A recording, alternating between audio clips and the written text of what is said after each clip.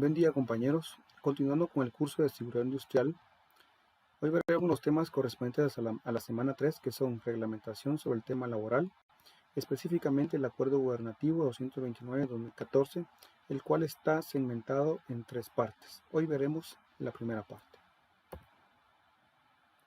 Objetivo de la clase: analizar el Reglamento de Salud y Seguridad Ocupacional del Acuerdo Gubernativo 229-2014.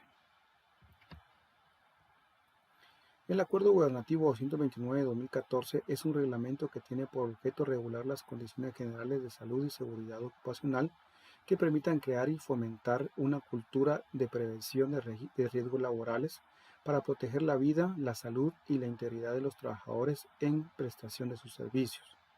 Está conformado con 11 títulos, 43 capítulos y 559 artículos que detallan las medidas de seguridad necesarias para minimizar y en lo posible la eliminación de los riesgos laborales. Las medidas de seguridad abarcan las diferentes industrias y dedican un capítulo específico para el sector de construcción. Sus normas son de observancia general y de orden público, por lo que su cumplimiento y aplicación son de carácter obligatorio. Veamos entonces ahora los artículos del 4 al 10, que habla de obligaciones de los patronos, trabajadores y comités de salud y seguridad ocupacional.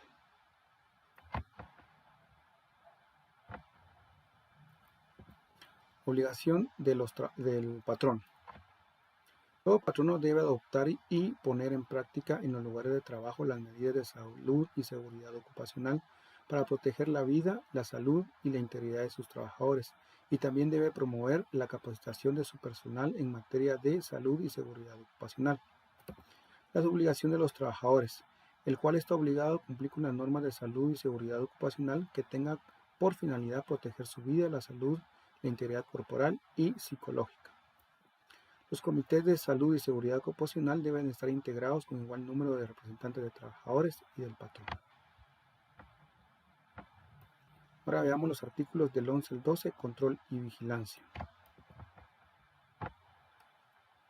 El Ministerio de Trabajo y el ICS tienen a su cargo en forma coordinada el control y vigilancia de la salud y seguridad ocupacional en lugares de trabajo y asegurar y determinar sobre el cumplimiento de dicha normativa. También el Consejo Nacional de la Salud y Seguridad Ocupacional, por sus siglas CONASO, establece también los lineamientos y directrices y normas generales en temas de salud y seguridad ocupacional. Ahora veamos los artículos del 3 al 72, que son condiciones mínimas de salud y seguridad ocupacional. Dentro de esto tenemos los locales y ambientes de trabajo. Los locales de trabajo deben reunir las condiciones mínimas en cuanto al área y volumen, garantizando el libre desplazamiento del trabajador. Deben tener las siguientes medidas mínimas: 3 metros de altura medido desde el piso hasta el techo y 2 metros cuadrados libres por puesto de trabajo. La iluminación. Los centros de trabajo deben contar con iluminación adecuada, de preferencia debe ser luz natural. Pisos, techos y paredes. El piso debe ser construido con un material resistente y homogéneo, no resbaladizo, de material incombustible, en especial en las áreas donde pudiera existir riesgo de incendio. Las paredes deben ser lisas, pintadas en tonos claros y de preferencia ser lavables. Pasillos. Los corredores y pasillos principales deben tener un ancho mínimo de 1.20 metros. Deben estar libres de obstáculos. Si transitan equipos móviles por estos, se debe acatar las normas internacionales para la señalización. Puertas y salidas comunes y de emergencia. La distancia máxima entre las puertas de salida al exterior no debe exceder los 45 metros. El ancho mínimo de las puertas exteriores debe ser de 1.20 metros cuando el número de trabajadores no supere los 50, aumentando el número de puertas o su anchura en fracción de 0.50 metros por cada 50 trabajadores adicionales. Escaleras y escaleras de mano. Todas las escaleras fijas y de servicio deben ofrecer suficiente resistencia para soportar una carga móvil no menor de 1.100 libras por metro cuadrado. Las escaleras principales deben tener al menos 90 centímetros de ancho y su inclinación no debe ser menor a 20 grados ni mayor a 45. Se prohíbe la instalación de escaleras de caracol, excepto las de servicio. Las escaleras de mano. Se prohíbe el empalme de dos escaleras a no ser que su estructura cuente con dispositivos especiales preparados para ello.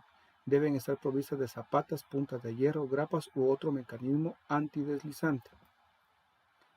Trampas, aberturas y zanjas. Las trampas, pozos y aberturas en general que existan en el suelo deben estar cerradas o tapadas. Cuando no sea posible deben estar provistas de sólidas barandillas y rodapiés. Plataforma de trabajo. Deben ser construidas de materiales sólidos y su estructura y resistencia deben ser en proporción a las cargas fijas o móviles que tengan que soportar. Ahora veamos del artículo 72 al 92 que habla de ergonomía. Y tenemos primero las pantallas de visualización.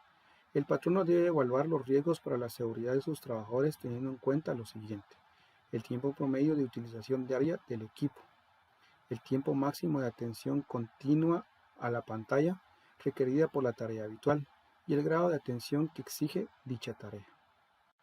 Prueba un monitor de computadora. La pantalla debe ser orientada e inclinada a voluntad, con facilidad para adaptarse a las necesidades del usuario. El usuario debe poder ajustar fácilmente la luminosidad y el contraste entre los caracteres y el fondo de pantalla. Ahora veamos de las condiciones del entorno de trabajo. Al diseñar el puesto de trabajo debe tenerse en cuenta el ruido producido por los equipos instalados, en especial que no perturbe la atención y la comunicación. Veamos ahora manipulación de cargas. El patrono debe adoptar las medidas técnicas necesarias para evitar la manipulación manual de las cargas. El peso máximo de las cargas que pueda ser transportada en forma manual por un trabajador adulto de sexo masculino no debe ser superior a los 55 kilos y no más de 3 movimientos por hora. Ahora veamos el artículo 93 a 104 que habla de almacenamiento de materiales. En los lugares donde se almacenan objetos de forma temporal o permanente deben encontrarse limpios y ordenados. Las estanterías deben estar sujetas al suelo y a la pared y la carga más pesada debe ser ubicada en el espacio inferior. Ahora veamos los artículos 105 a 108 que hablan de señalización. Las señales de seguridad se utilizan para la identificación de aquellos riesgos que no han podido ser controlados o minimizados para la ubicación de los equipos contra incendios y de salvamento. Deben basarse en combinación del mensaje en cuanto a provisión, protección contra incendios, advertencias, obligaciones y salvamento. Las señales de seguridad deben implementarse en todo el centro de trabajo de manera tal que, primero, atraigan la atención del trabajador, segundo, den a conocer el riesgo con anticipación y tercero, tengan una única interpretación.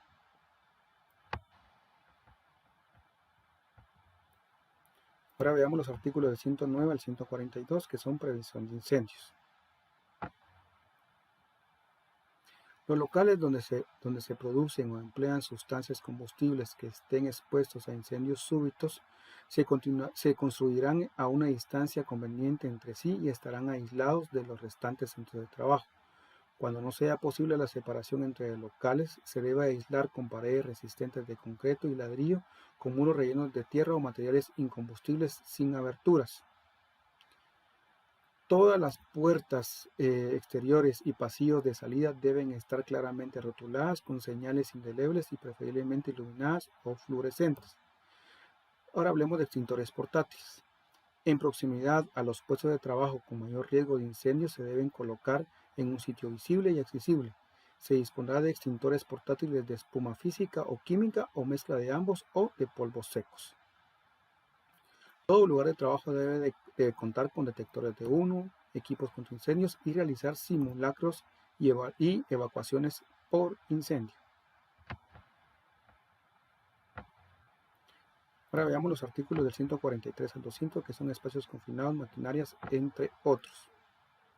Trabajos confinados. Los trabajos deben realizarse bajo supervisión de personal competente. Se requiere un ayudante en el exterior para actuación y procedimientos de emergencia si así lo requiriera.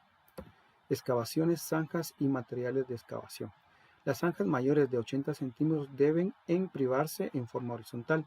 Se debe instalar escaleras para evacuación inmediata a cada 7 metros. Ventilación. Todos los locales de trabajo deben contar con un sistema de ventilación que asegure la renovación del aire en relación con la calidad del perfil laboral y mantenga la temperatura en niveles tales que no resulte molestia o perjudicial para la salud de los trabajadores si el proceso lo amerita. Ruido. Se consideran los centros de trabajo ruidosos aquellos que empleen para su desarrollo de su actividad fuentes generadoras de ruido, ya sean continuos o intermitentes, cuyos niveles de presión sonora sean superiores a los 85 decibeles. Vibraciones. Toda fuente generadora o transmisora de vibraciones debe cumplir con las medidas siguientes. Primero, conservar su perfecto equilibrio estático y dinámico. Segundo, mantenerse en perfecto estado de utilización. Y tercero, implementarse sistemas de montaje y suspensión antivibratorios. Y ahora veremos los artículos del 201 al 229, sustancias peligrosas. Sustancias peligrosas, polvo, vapores inflamables e insalubres. Los lugares de trabajo en los que se desprenden polvos, gases o vapores fácilmente inflamables o nocivos para la salud deben reunir las medidas de seguridad máximas de ubicación, como lo tiene que ser ventilación, iluminación, temperatura y grado de humedad. Ahora, contaminantes de naturaleza biológica o agentes biológicos. Los trabajadores cuyos servicios a ejecutar tienen contacto o manejo con agentes biológicos deben disponer dentro de la jornada laboral de 10 minutos para su aseo personal antes de los horarios de comida y otros 10 minutos antes de abandonar el trabajo. Al salir de la zona de trabajo, el trabajador debe quitarse la ropa de trabajo y los equipos de protección que puedan estar contaminados y deberá guardarlos en lugares que no contengan otras prendas. Agentes carcinógenos. El patrono debe garantizar que la producción y utilización de los mismos se lleve a cabo en un sistema cerrado. En toda la actividad donde existe un riesgo de contaminación por agentes cancerígenos, el patrono debe adoptar medidas necesarias para, primero, prohibir que los trabajadores coman o beban en las zonas de trabajo en las que existe el riesgo. Y segundo, proveer a los trabajadores de ropa de protección apropiada o de otro tipo de ropa especial adecuada para este fin. Preguntas para estudio. Pregunta número 1. ¿Cuál es el organismo que establece lineamientos, directrices y normativas generales en salud y seguridad ocupacional? Pregunta número 2. ¿Qué altura debe tener un local de trabajo, es decir, del piso al techo? Pregunta número 3. ¿Cuál es la medida mínima que deben tener los pasillos principales de los lugares de trabajo? Pregunta número 4. ¿Qué medida debe tener una salida de emergencia de una empresa que tiene un total de 100 empleados? Y pregunta número 5. ¿Cuál debe ser la medida del ruido en decibeles para que un centro de trabajo se considere ruidoso? Muy bien, compañeros, les agradezco mucho por su atención. Nos vemos la próxima semana.